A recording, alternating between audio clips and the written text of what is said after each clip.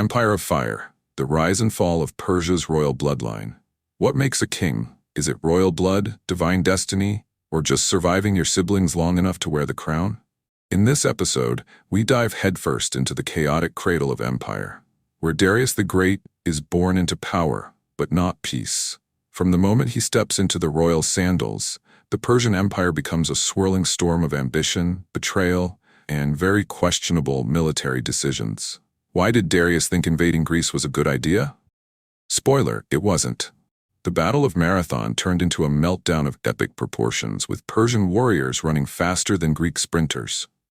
And what about the million-man march into Greece? Xerxes, Darius's son, decides to avenge his father with an army so massive it drank rivers dry. But how did that campaign end? Let's just say it wasn't the victory parade he imagined. This is not your average history lesson. It's a tale of power, pride, and Persian drama, where every decision echoes through centuries, and every mistake costs a kingdom. So grab your popcorn, sharpen your spears, and prepare to be transported into the greatest imperial soap opera the ancient world ever staged. In the year 511 BC, or thereabouts, ancient calendars weren't exactly synced with Google. A baby was born who would one day shake the world. His name? Xerxes. His cradle wasn't carved from wood. It was probably gilded in gold and guarded by lions wearing silk. Why? Because Xerxes was no ordinary child. His father was Darius the Great, ruler of the Persian Empire from 522 to 486 BC. A man so powerful, his morning routine probably included expanding continents. His mother was Atassa, daughter of Cyrus the Great, the founder of the Achaemenid Empire. That's like being the child of Alexander the Great and Cleopatra, except with more camels and fewer scandals. From birth, Xerxes had royal prominence. His bloodline was the blueprint of Persian greatness. He wasn't just born into power. He was power, wrapped in a baby blanket. Now, rewind 2 decades before Xerxes was born. His father, Darius, had a dream to conquer Greece, the land of philosophers, warriors, and people who wore togas unironically. In 490 BC, Darius launched an ambitious campaign to expand the Persian Empire westward. His forces landed near Marathon, expecting a quick victory. But the Greeks, led by a bunch of determined Athenians, had other plans.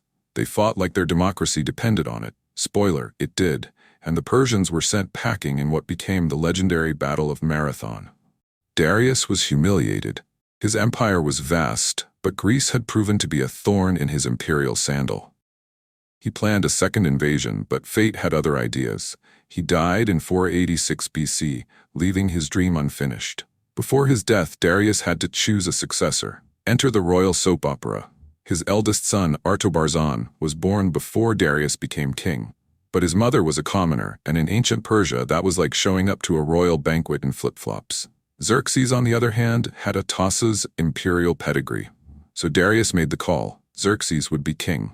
Between October and December of 486 BC, Xerxes was crowned at age 32.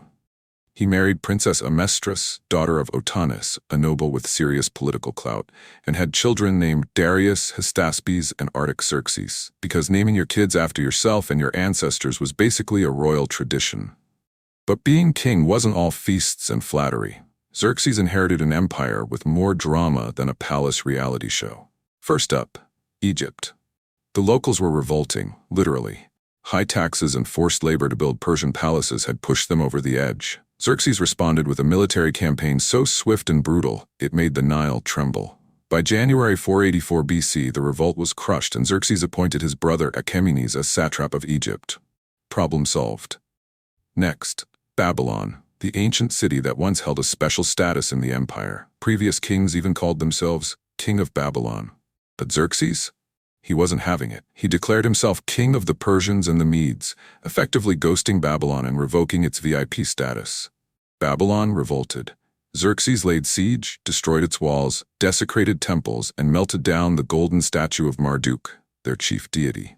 That's not just punishment, it's imperial vengeance with a side of divine insult. With Egypt and Babylon subdued, Xerxes turned his gaze westward. His father's dream of conquering Greece was now his mission. He spent 4 years preparing. Supplies were stockpiled, weapons forged, soldiers trained, bridges built. According to Herodotus, Xerxes assembled an army of 1 million men. though modern historians suspect Herodotus may have been using the ancient exaggeration setting on his quill. In spring of 480 BC, Xerxes departed with a massive fleet and army, including the elite Immortals, a fearsome unit of warriors so disciplined they made Spartan hoplites look like weekend gladiators. It all began with a thunderous march. Xerxes, the Persian emperor with a divine complex and a royal bloodline so pure it sparkled, unleashed his elite warriors, the Immortals. These weren't your average sword swingers. They were 10,000 strong, impeccably trained, and so fearsome they made nightmares ask for permission to enter dreams.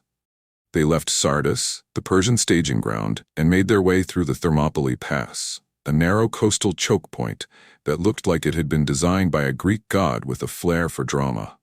Xerxes, leading the largest army the ancient world had ever seen, was ready to crush Greece like a grape under a sandal. But he had one fatal flaw. He underestimated the Greeks.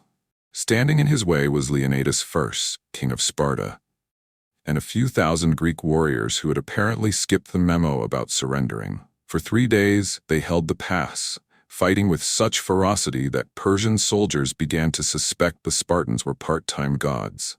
Xerxes, frustrated and probably wondering if his army had accidentally brought butter knives instead of swords, threw wave after wave at the Greeks. But the narrow terrain neutralized his numerical advantage. Then came the twist. Enter Ephialtes, the Greek traitor who clearly didn't get invited to enough dinner parties. He revealed a secret mountain path to the Persians, allowing them to flank the Greeks. Leonidas and his men fought to the last breath, becoming legends and giving Xerxes a victory that tasted more like burnt toast than triumph. With Thermopylae breached, Xerxes marched toward Athens, expecting a grand showdown. But the Athenians had pulled a fast one. They evacuated to the island of Salamis, leaving behind a skeleton crew and a few stubborn defenders. Xerxes, not one to waste a good torch, burned Athens to the ground, declaring dominance over mainland Greece. The Persian Empire was at its peak. But like every good tragedy, the fall was just around the corner. Now comes the plot twist worthy of a Shakespearean finale. Xerxes, eager for a decisive naval victory, was advised by Artemisia of Halicarnassus, a brilliant Persian ally, to not engage the Greek fleet in the narrow strait of Salamis. But then came Themistocles, the Athenian general who played Xerxes like a liar. Pretending to be a Persian sympathizer, he sent word that the Greek alliance was fracturing and that the fleet was planning to flee. He suggested Xerxes block the strait to trap them. Xerxes, hungry for glory and probably imagining himself on a victory float, took the bait. The Persian fleet entered the strait, where their numbers became a liability. The Greeks, masters of naval tactics, unleashed chaos. Ships collided, Persian vessels sank, and the narrow waters turned into a graveyard of imperial ambition. Realizing he'd been outmaneuvered, Xerxes panicked. Fearing the Greeks would destroy the pontoon bridges he'd built across the Hellespont, he retreated to Asia, taking a chunk of his army with him. But he wasn't done. He left his cousin and general, Mardonius, in charge of the remaining forces. Mardonius tried diplomacy, hoping to exploit the rivalry between Athens and Sparta. But the Greeks weren't buying it. They wanted freedom, not Persian bribes. Enter Cimon, a Greek commander with a name that sounds like a luxury sandal brand, but fought like a lion in a thunderstorm. The year was 466 BC, and Persia was still flexing its muscles across Asia Minor, hoping the Greeks would eventually get tired of resisting and just hand over their spears. But Cimon had other plans. On the southern coast of Asia Minor, near the city of Ion, Cimon led a comeback so outrageous it felt like Zeus himself was coaching from the sidelines. The Persians, confident and cocky, sent a fleet to intercept the Greeks at sea. Big mistake. Cimon's navy wrecked the Persian fleet like Poseidon had a personal vendetta. Ships splintered, sails burned, and Persian sailors probably started questioning their life choices mid-battle. But Cimon wasn't done. After the sea victory, he turned his attention to the Persian ground forces waiting on the beach. Outnumbered but not outmatched, Cimon's troops charged with the kind of energy that only comes from knowing you've already won once today. By sunset, the Persians had been defeated twice in one-day military mic drop that echoed across the Aegean. This wasn't just a battle, it was a turning point. Greek colonies in Asia Minor, long under Persian shadow, now saw a path to autonomy. The myth of Persian invincibility had been shattered like a cheap amphora. Back in Persia, Xerxes was licking his wounds. His grand campaign to conquer Greece had ended in heartbreak, humiliation, and a retreat that felt more like a funeral procession than a strategic withdrawal. So what does a defeated emperor do? He builds.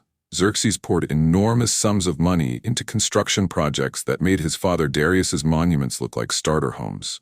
Palaces, temples, and roads, especially the royal road, the ancient FedEx of Persia, were expanded and polished to perfection.